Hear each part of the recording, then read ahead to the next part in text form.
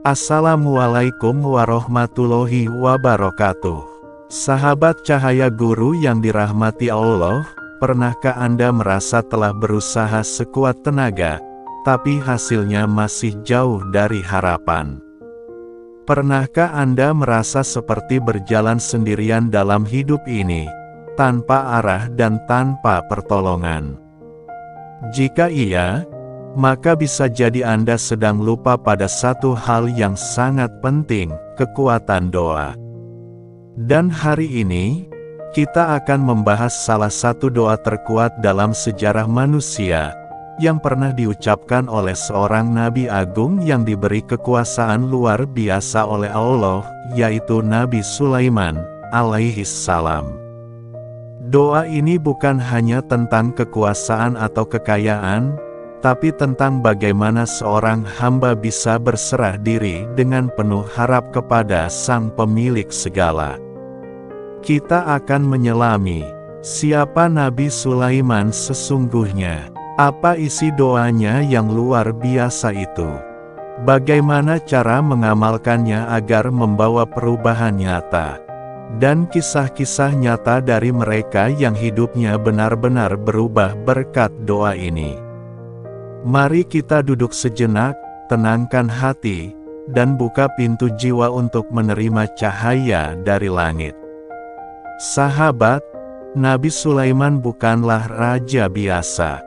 Beliau adalah seorang nabi sekaligus penguasa alam.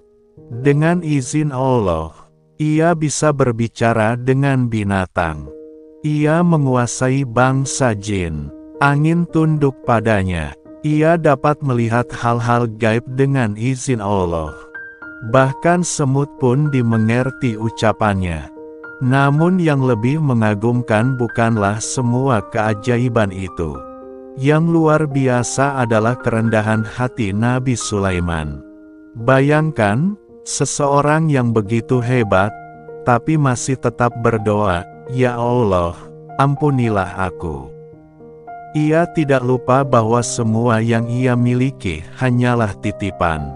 Ia tetap tunduk, tetap bersimpuh dalam doa, tetap menyandarkan segalanya pada Allah. Pelajaran besar bagi kita, ketinggian yang hakiki bukanlah seberapa tinggi posisi kita di dunia, tapi seberapa rendah kita bisa merendahkan diri di hadapan Allah.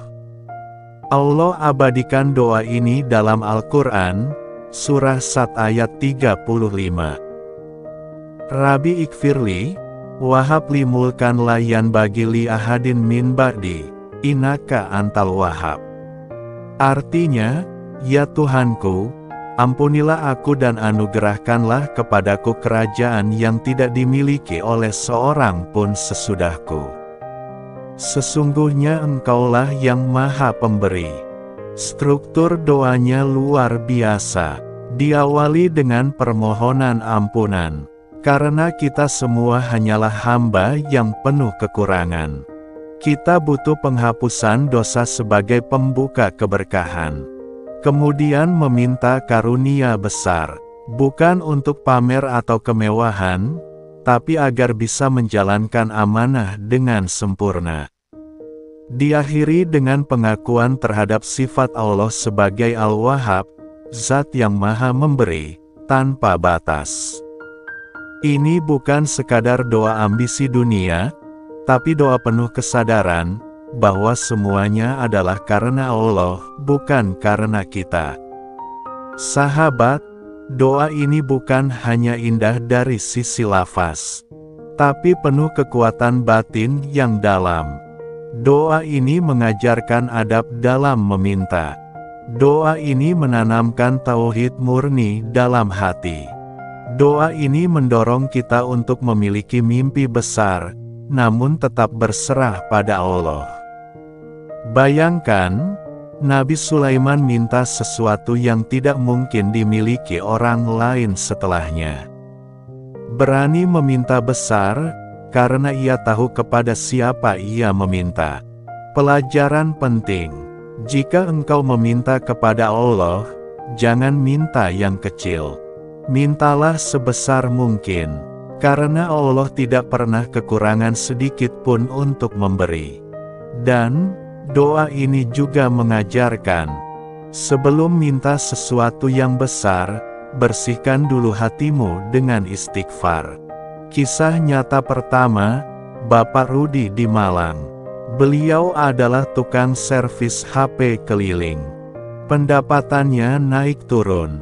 Suatu hari ia menonton video tentang doa Nabi Sulaiman. Ia mulai membacanya setiap hari, 21 kali setelah subuh. 3 bulan kemudian, ia diajak kerja sama oleh pemilik konter besar. Kini ia memiliki kios tetap, dan pelanggan tak putus datang. Kisah kedua, Ibu Yuni dari Bandung. Ia seorang ibu rumah tangga dengan kondisi ekonomi sulit. Anaknya 3, suaminya baru saja dirumahkan. Ia membaca doa ini setiap malam setelah tahajud, sambil menangis. Tak sampai 40 hari, ia menemukan ide membuka warung sarapan. Tanpa promosi, warungnya langsung ramai karena viral di media sosial. Kisah ketiga, anak muda bernama Andre dari Jakarta. Ia sedang gelisah karena belum dapat pekerjaan.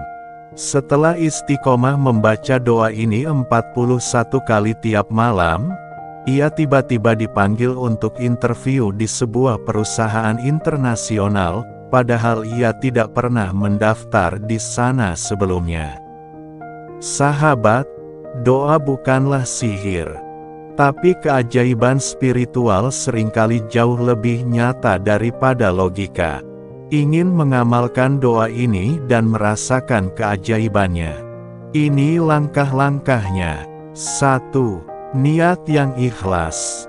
Mintalah bukan untuk kesombongan, tapi untuk kebaikan, keberkahan, dan kemanfaatan bagi sesama. 2. Ambil wudhu. Bersih lahir batin adalah syarat hadirnya kehusyukan. 3. Pilih waktu terbaik. Setelah subuh, setelah isya, tahajud, sepertiga malam terakhir. Saat hujan, di antara azan dan iqomah. Sujud terakhir. 4. Baca doanya dengan khusyuk, minimal 7 kali. Ideal 11, 21, atau 41 kali. Jangan buru-buru. Rasakan maknanya. 5. Niatkan dengan jelas.